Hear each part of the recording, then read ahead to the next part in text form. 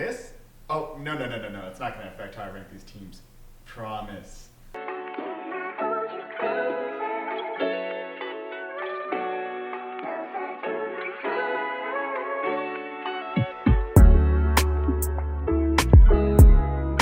Welcome to The Dugout. I'm your host, Joseph Silva, and on today's episode, we will be ranking the value of the last 10 World Series wins from the 2015 Kansas City Royals to my beloved 2024 Los Angeles Dodgers. But before we get started, if you're enjoying the content, go ahead and leave a like. Subscribe to the Run the Play Network. With the NBA season starting up and in full swing, I wouldn't want to miss an episode of You Know Ball, and you guys shouldn't either. Now, the way I'm defining this is we talk a lot about in basketball, like what rings mean, like how the 2011 Mavericks ring holds so much more values than the KD rings because that's not a real ring. And that's essentially what I'm doing is how respected is this championship? How much value will it hold in an all-time discussion? And that's basically the criteria I'm using for this top 10. And of course, at the bottom, number 10, it's fairly easy. It's the 2017 Astros.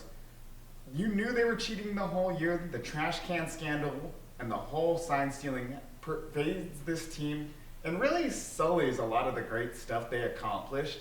And this win, quite frankly, would be a lot higher because they did do it for the city of Houston that was reeling after Hurricane Harvey.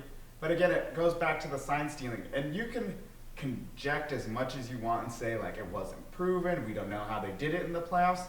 Even like Evan Drellich, who broke the story with Rosenthal in 2019, said he couldn't find evidence of them doing it in the playoffs, but in MLB's official investigation where they talked to the players themselves admitted that they did it during the 2017 postseason.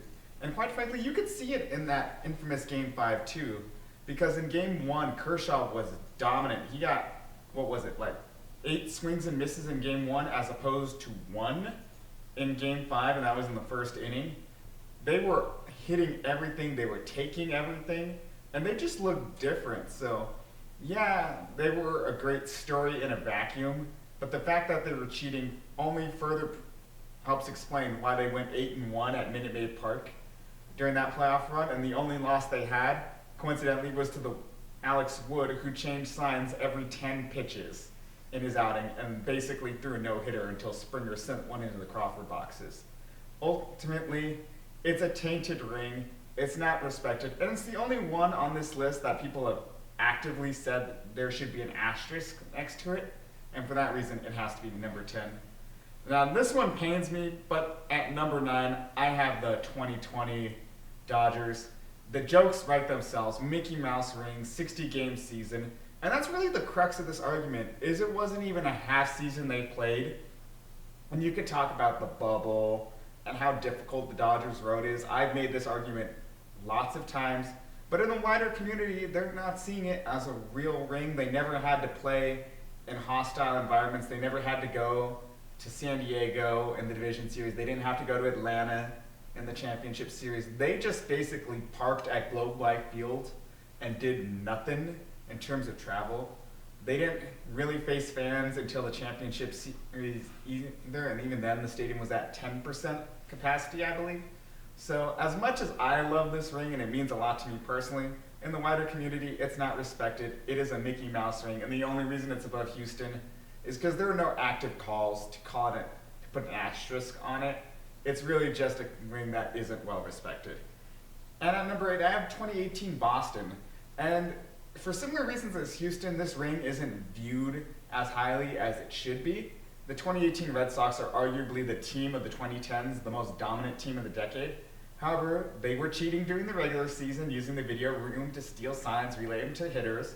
But it was proven that they didn't do it in the playoffs, even if you want to say I've had family members who said it, that, oh, they had to have done it in the playoffs. The way the video room works in the playoffs is there's representatives for both teams in there, so there'd be a representative from LA and Boston in the video room overlooking everything. Not saying they can't do it, but it's harder to cheat with your opponent in the room with you. And on top of that, it wasn't really a great World Series. A lot of the games were unmemorable aside from 2018 Game 3 with Evaldi's heroics and the Max Muncy walk-off. And of all players, it was a loaded team, Betts, Martinez, Benintendi, Sale, Price, so many great players on that roster, Bogarts and Devers too. but the World Series MVP was Steve Pearce.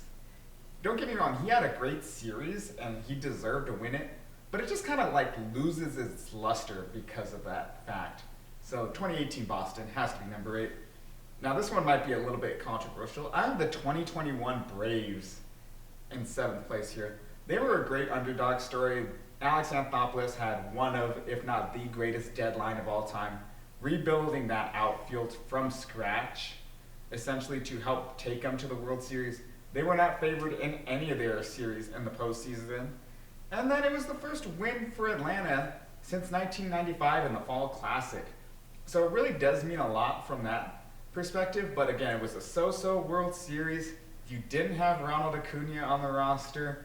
The clinching Game 6 was over very quickly after that Soler home run. And ultimately, there are a lot more value and memorable moments from the rings ahead of them. I'm not taking away from this Atlanta team, but ultimately they just didn't have the juice, unfortunately. And at number 6, I have the 2022 Astros. Quite simply, this is the ring that helped legitimize this current core and run they've been on, because they won it without cheating. They won it with a wholly different core. The only people left on that roster from 2017 in terms of the hitters, I think, was just Altuve. And it really shows that they can do it all. They fought in that tough World Series against the Phillies. They were down 2-1 in the very hostile Citizens Bank Park. They came back and threw a no-hitter. They had the iconic Chas McCormick robbery of Real Muto. They clinched it at home. The only one of these teams to clinch the World Series in their home ballpark too. It really just shows that this Astros team may be the defining dynasty of the 2010s, because this ring really was the thing that put them over the top, and really you can't take away anything from it. You can't poke holes in it either. So it's what legitimized them as the dynasty of the American League. But before we get to the top 5, let's first hear a word from our sponsor. We want to give a huge shout out to Boom Fantasy for sponsoring this episode. Boom Fantasy is a betting app like something you have never seen before. Their pick and spin feature allows you to cash out up to 500 times your money on a 2-leg parlay. If that's not your style, they have a traditional pick 'em as well. You can play with different stat odds and different payout odds that'll shift accordingly. Sign up with Boom with the link in the description, or use code RTP when signing up for a risk-free $250 bet. Simple, fun, daily fantasy sports. Gamble responsibly. Number 5, call me a little biased here. I really think the 2024 Dodgers should be number 5. Yes, I wrote in my notes they're an underdog story, and yes, I understand they had the best record in baseball, but they were not favored to beat San Diego at all. They were down 2-1 throwing a bullpen game in Petco Park, the hardest environment in that postseason to play in. And they came out and won it. They had all of 3 healthy starting pitchers. They had an injured Freddie Freeman. They had an injured Ohtani in the World Series. Yet they came out and they did it. And speaking of Ohtani, it was the culmination of what may be the most impactful or greatest season ever. I know it's a little loaded, but he was 50-50 on a new team rehabbing from Tommy John surgery. And then he wins his first ring on top of that. Incredible stuff. You have the defining World Series moment of the decade. I know the decade's not over, but quite simply, do you see anything beating that walk-off grand slam for Freeman? Because I sure as hell don't. It was the first in World Series history. They won it against the Yankees, the ultimate Fall Classic, the definition of the Fall Classic, as it was and still is the most iconic and most common matchup in the World Series. And 2, it helped legitimize the organization, much like Houston. Is no one respects the 2020 ring like they do not respect that 2017 ring. So winning it in a full 162 with their back against the wall at a lot of points during the playoff run really helped shows that this organization is for real. And who knows? We don't know what's going to happen over the course of Ohtani's deal, but this ring may be the start of a Dodgers dynasty. So it can only go up in value from here, but I have to have it at number 5. At number 4, it's the 2023 Texas Rangers. I get this is the meme World Series, the World Series that did not happen, the lowest viewed World Series of all time. But you have to look at it from the perspective of Rangers fans because this is the first World Series to go to Arlington, Texas, and won by the Rangers. Corey Seager is the second two-time World Series MVP in baseball history. Oh, and yeah, he did it on his second team as well. And really, it was just a fun season. It really shows how to build a team properly, to build up your farm, get your two veterans, in this case, Simeon and Seager, in. They also dealt with a lot of adversity, too, with the injuries to DeGrom and a lot of that core in the second half. Barely snuck in and really tore up that postseason once they got in it. Fun team, fun series overall.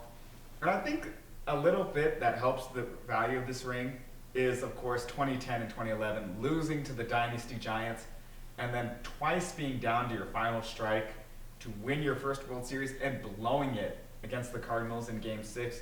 That heartbreak makes the victory all that much more sweeter, and quite frankly, this is a ring that Rangers fans will cherish for a long, long time. And at number 3, it's everybody's favorite Cinderella story, their underdog team, the small market darlings, the 2015 Kansas City Royals. They are the second most talked about champions of the last 10 years. You will hear people say they don't do it like the 2015 Royals anymore. And they really changed how baseball is built. As a lot of teams now build their bullpen to the rotation, whereas before you used to build from your rotation to the bullpen. And they're also the last dying breed of small ball. They didn't hit a lot of home runs, but they stole bases, they got on base, they made a lot of contacts, singles, little bloop hits, and speed. That's how they did it. On top of that, too, it was a closer World Series than the 4-1 win will make you think. You had the Escobar home run. You had a lot of iconic moments from this series. For God's sakes, the encapsulation of this team is Eric Hosmer tying the game on that infield grounder in Game 4 or 5 in New York. Just hustle, base running, small market underdog mentality. That's what you love to see, and that's why this team is remembered so fondly, is they not only were the last team of the small ball era to win, but they changed how baseball was built and are ultimately the example of small market teams taking advantage of their window and winning their ring. Because Oakland never got it done, Minnesota looks like they're not going to get it done, Milwaukee has only made it to the championship series once, the Rays had their one shot at the World Series and lost it. Is they saw their opportunity, they learned from their mistakes the year before, and they took advantage and won their ring, and it's something Royals fans are going to cherish for a long, long time. And in second place, it's the 2019 Nationals. They are, and may possibly be, the biggest underdog story in baseball history. Is on May 5th, they had a 0.1% chance, not to win the World Series, but to win the pennant. They then got hot and just delivered from there on out. They defeated the Brewers at Nationals Park in an iconic wildcard game. They came back and defeated the Dodgers in one of my most traumatic moments, but in a classic division series. They then sweep the Cardinals and then became the biggest underdogs in World Series history against Houston. They were up 2-0, lost 3 straight at their home ballpark, and then won the next 2 in Houston to win their franchise's first World Series. And on top of that, Howie Kendrick delivered not only with that iconic grand slam against the Dodgers, but that iconic home run in Game 7 off the foul pole. And that was ultimately the difference in that World Series. I think that gave the Nationals the ring. And a lot of it, too, is Steven Strasburg, the Lisan Al-Gaib of the Nationals franchise himself, because there was a lot of worry about Strasburg and his injuries history. Famously, he did not pitch in the 2012 postseason due to the strict innings limit, and with how that rotation performed in the series, he really would have been the difference against the Cardinals there. But ultimately, in that postseason, he put the team on his back and carried them to the win. He's the last pitcher to win a World Series MVP. And in the postseason, he was 5-0 with a 1.98 ERA, 47 strikeouts over 36 1/3 innings pitched. He did it all for them. He won the crucial Game 6 in the World Series. He started the crucial Game 5 against the Dodgers. He came in relief of Scherzer in the wild card game. He pitched the biggest innings for this team in the postseason and delivered time and time again. He put everything he had into this run and got in the ring, and it was well worth it. But at number 1, who else could it have been aside from the 2016 Chicago Cubs. The most valuable ring that will ever be won in sports. Because we all know the curse of the Billy Goat. It's been referenced in a wide variety of Hollywood projects, from Back to the Future 2 to Parks and Rec. And all of them make predictions. Oh, this is the year the Cubs win the World Series. This is the year the Cubs win the World Series. Well, they finally got it done and won the World Series. And it's how they got it done, too. Is they came back from a 3-1 deficit and did it. They won the greatest game ever played in Game 7 with all the drama to win that series.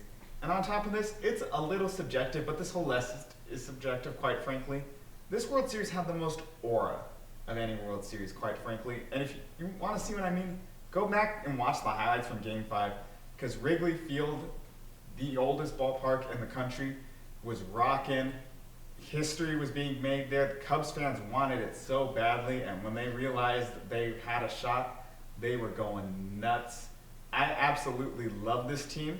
And on top of that, too, it was seen as a potential dynasty, but they ran in to what would be a Dodgers machine in 17 and 18 that really cost this core more chances at rings. But the core itself is iconic. Brian and Rizzo, as Joe Madison famously said, he thought Brizzo, their nickname, should have won the MVP in 2016. This was peak Bryant. This was peak Rizzo. On top of that, Javier Baez was having a lot of fun and playing great baseball. And Wilson Contreras, too, was great for this team. Ultimately, you remember everything about this team. This is a team that will be talked about and remembered for the rest of time. And it is, quite frankly, the only answer to the most valuable ring of the past 10 years. But let me know in the comments down below, who do you think won the second most valuable ring in the 2010s? And as always, if you enjoyed the content, go ahead and leave a like, subscribe to the Run the Play Network, and don't forget on the way out, play ball.